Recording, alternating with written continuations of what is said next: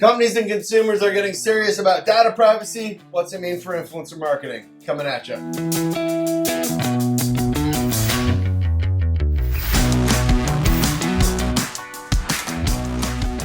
Hello from Detroit. I am Brad. I'm Joel. And we've got a good one for you today, if I do say so myself. It's good. Some might think that it's boring because we're talking about the beautiful world of regulations and data regulations. However, this one actually matters for you. It really does. It really does. Like, we've all heard a lot of these buzzwords, and in terms of GDPR, the California Consumer Privacy Act of 2018, Facebook, iOS 14, what does it all mean, well, right? Let's just play devil's advocate for 1 second and say someone actually hasn't heard of those things and don't know what they're talking about. Can we give a high-level sketch? Let's do it. Okay, so from a macro perspective, companies, read Silicon Valley, have historically capitalized on your usage of their products to be able to better serve advertisers. Some people think that's infringing a little bit on their own security, or their own privacy as users. What's the right balance that needs to be struck? That's an ongoing debate. I don't think it will be answered in 2021, 2022. Yep. It will continue to have to be answered. But what we do know has happened with a lot of these things is that the government is getting more involved. So, and by the government, we mean thus far, the European Union and the state of California are the first two to really act on this. And then as governments, and then Apple as well. Apparently, enough people were emailing Apple saying they're sick of seeing ads for hemorrhoidal cream after they searched for it, and Apple decided to do something about it. Well done, Apple. Yes. Well done. Thanks for that. I'm not saying I'm one of those people. No, we would never talk about your hemorrhoids as part of the video or a podcast, right? Wildly inappropriate. All right.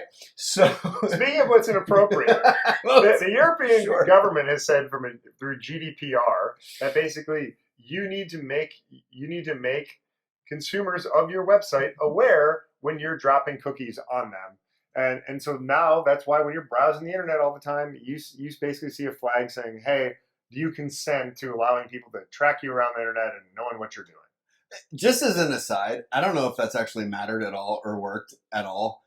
All I do is I just find myself being morally conflicted every single time where it's like, no, I don't want you to track me, but I actually do want to read the rest of this article.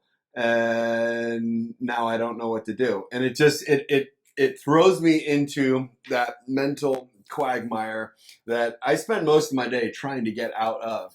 Anyway. Yeah. No, I feel the same way too. It's like on some level, no, I don't want to consent to anything. But on the other hand, I do appreciate content that's relevant to my interests. So I'm not entirely mad about that. And so I feel like a lot of people are inconsistent in terms of what they're consenting to from a day-to-day perspective. Yeah. But this is the thing.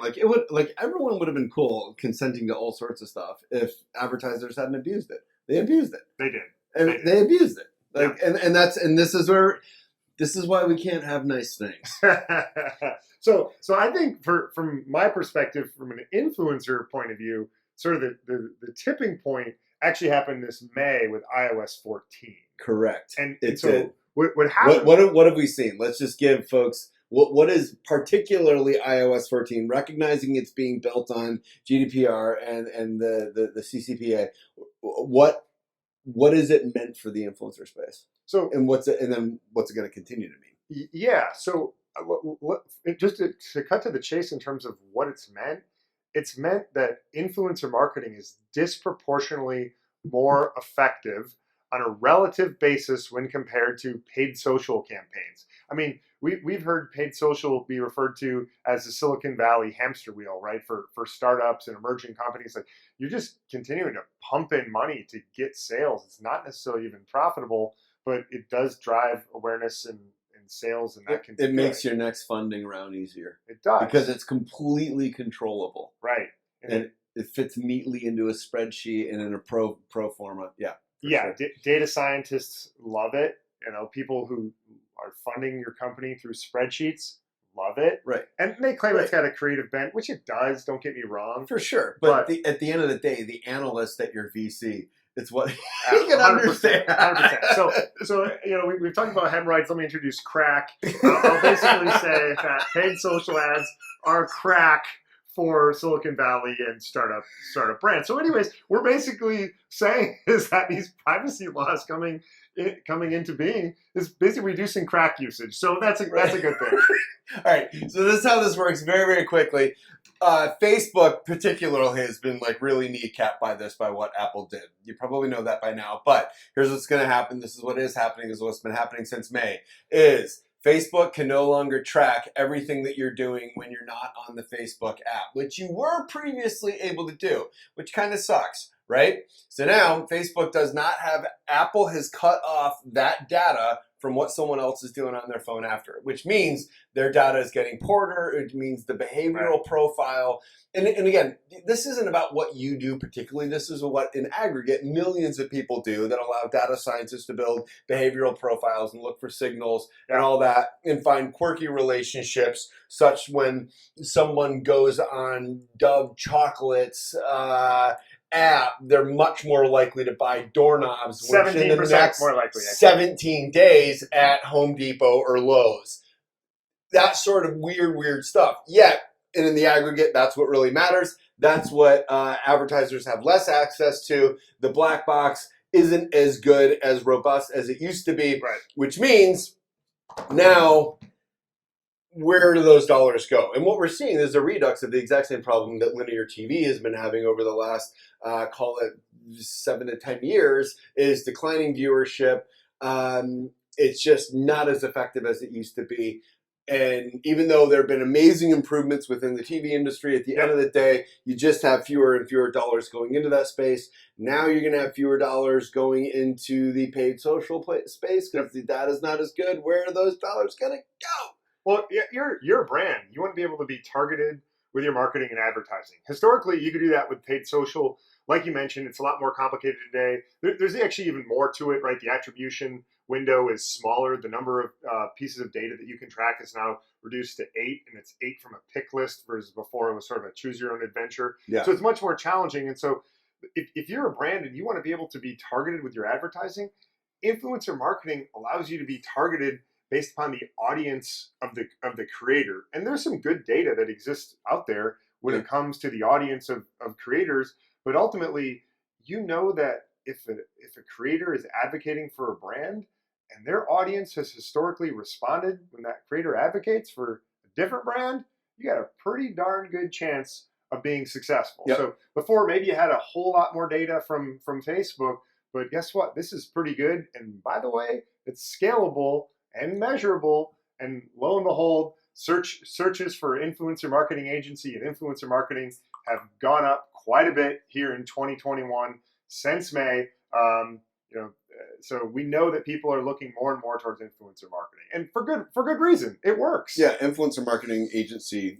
Just we obviously have a particular interest in understanding. We do the searches around this, but it's indexed higher than it ever has before by like 2x. Right? The previous high. That's right. And by the way, I know this is a huge insight, but Facebook owns Instagram, Google owns YouTube. So when you do have those platforms being used to advocate for products, it's going to help for your search rankings too. When people are searching for your product on Google or looking for it inside of Facebook or Instagram. So there's a lot of sort of halo effect that happens when it comes to using influencer marketing, even beyond all the quantitative measurable stuff. Okay, so I'm a CMO, or I'm the analyst at a VC fund, and I'm listening to this. I'm saying, guys, all right, so what you're telling me is we're going back to the good old days of that adage.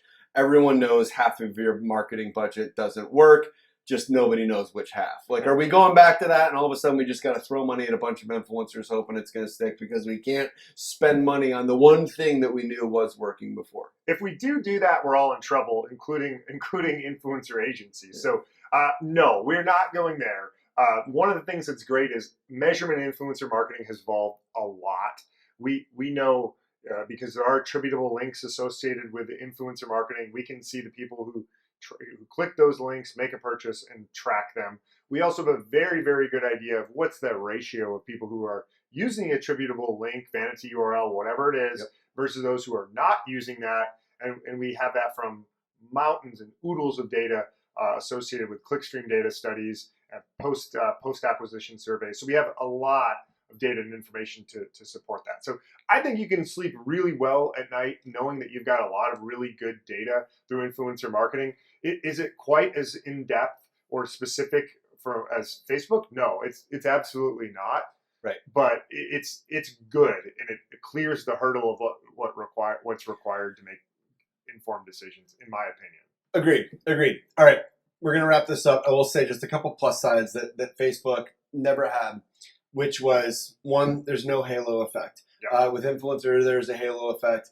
A customer will appreciate the fact that you sponsored their favorite content. Two, the advocacy that you're getting from a third party, you're not going to get that anywhere else. It is real. It is genuine. People do make purchase decisions predicated on that. Yeah. Three, there's an awareness issue that you simply cannot get with the kind of narrow targeting that was effective within Facebook.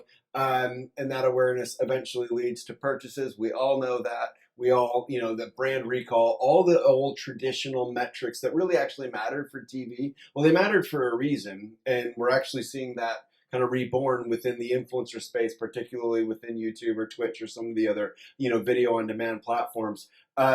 So it's not like you're just trading something really nice and shiny and good and that beautiful bicycle for like the rusty dump heap, but it's still going to get you to school. No, it's actually a different bike. It's got different styling, but it's really, really good in its own right. So we would encourage you to think about it that way. All right. Any last thoughts? It's even got baseball cards in the spokes to make that nice noise. Here, well, one last thought here is that influencer paid social is a totally different type of paid social where instead of advertisements coming from the brand, they're actually coming from the creator.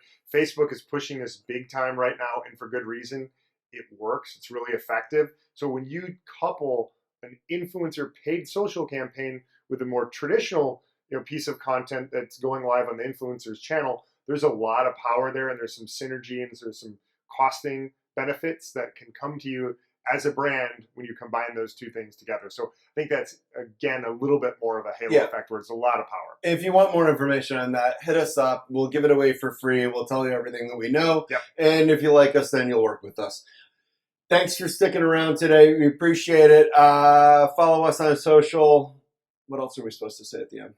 I'm Joel. I'm Brad. And Bye from Detroit. Bye from Detroit. We'll see you next time.